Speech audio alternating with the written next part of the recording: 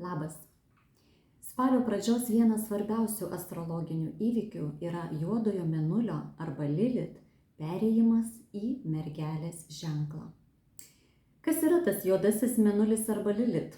Tai galime sakyti, tai yra toks kaip vidinis demoniukas, kuris tūno giliai mūsų viduje, galbūt pasąmonėje ir provokuoja, klaidina, kelia iliuzijas, gundo. Gali būti, kad jis labai tyliai ir giliai yra įsirausęs ir netgi veikia ne iš karto, ne spontaniškai, bet po truputį graužia ir ateina pas mus kartais kaip mintis, kaip idėja, kaip kažkoks tiesiog toks sąmonės užtemimas, kažkoks blokas ir tiesiog su visa jėga ilgainiui prasiveržia. Tai žinoma, be abejonės šis periodas 9 mėnesių trukmės nuo spalio 3 iki 24 metų birželio 29 palies labiausiai mergelės ženklo atstovus, ypač tuos, kurių gimimo momentu juodasis mėnulis arba Lilit ir buvo mergelės ženkle. Taip pat visus tuos, kurie turi svarbių, aktyvių, socialinių planetų mergelės ženkle. Tai kai tiesiog keliaudama Lilit judins jūsų, pavyzdžiui, ar Saulę, ar Venerą, ar Marsą, ar Jupiterį mergelės ženkle, jūs vienaip ar kitaip į tai reaguosite.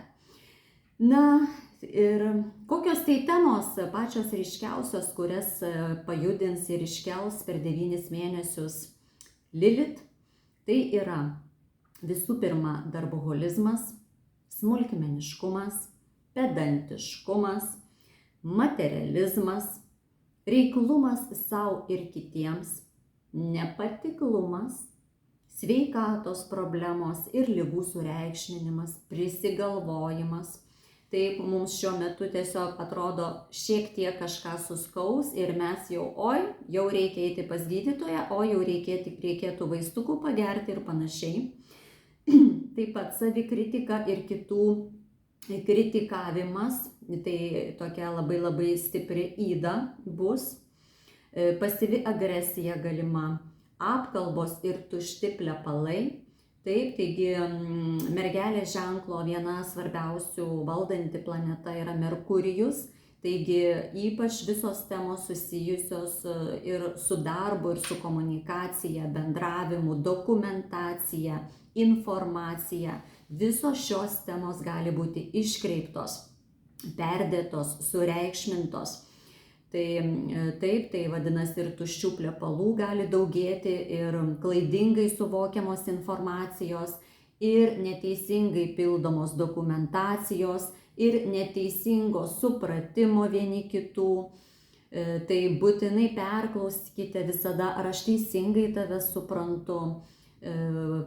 Pasitikslinkit, ar teisingai perduodu informaciją, ar teisingai suprantate mano teikiamą informaciją. Tai reikšis ir žodžių karai socialiniuose tinkluose, labai aktyvės įvairaus pobūdžio komentarai, toks priekabiavimas netgi prie kažkokio tai žodžio. Žinoma, tai ir santykiuose gali būti labai akivaizdu, kai mes tiesiog negirdime esmės, bet mes prisikabiname prie kažkokio sakinyje, sakinyje išgirsto vieno žodžio. Ir prasideda, ar ne, tas toks žodžių karas, nesusikalbėjimas ir panašiai. Gali tekti pasirūpinti naminių gyvūnų sveikata. Gali daugėti iš tikrųjų ir apleistų, paliktų gyvūnų. Tai vėl mes per tai būsime skatinami atjausti, užjausti, padėti, pagelbėti. Tai tikrai šitą galime patirti, nereikalingos išlaidos, ar ne? Tai irgi, kai tiesiog kažkas tai ir genda, tai yra buitiniai rūpesčiai, paprasčiausiai buitinių rūpesčių, ypač kai karminis periodas, tai va toms mergelėms ir tų, kurių Lilit buvo gimimo momentu mergelės ženkle. Tai va tiesiog daug ir remontų visokių, buitinių rūpesčių, išlaidų, dėl to nepasitikėjimas tradicinė medicina auks, galimos gydytojų klaidos, buhalterio apsiskaičiavimai, neteisingos diagnozės, tyrimai. Tai iš tikrųjų nepasitikėkite viena išvada, vienu tyrimu, tirkitės papildomai, jeigu yra būtinybė. Jau ir šiuo metu jau ir buvo sureikšminamos temos sveikos gyvensenos, mitybos, higienos, tai dabar per 9 mėnesius dar labiau aktyvės šios temos ir tikrai susidursime su tuo, kad tai, kas yra žalinga, gali būti pateikiama kaip naudinga, o tai, kas naudinga, kaip kenksminga. Tai visokių naujovių ir akibrokštų galima tikėtis švietimo, farmacijos, medicinos, socialinės rūpybos srityse. Iš sveikatos pusės daugiau dėmesio skirkite savo mitybai be abejonės, higienai, tai daugės virškinimo sutrikimų, taip pat nerimo, psichozių. Kažkas uždirbs pinigus iš depresiją sergančių žmonių. Daugės infekcijų, apsinuodijimų. Galime išgirsti, kad visa yra kontroliuojama, pateiks mums vaistukų, skiepukų nuo bet kokio sutrikimo ir tai bus pateikiama tarsi visa be pasiekmių, tai yra jūsų labui, nepakibkite ant kabliuko.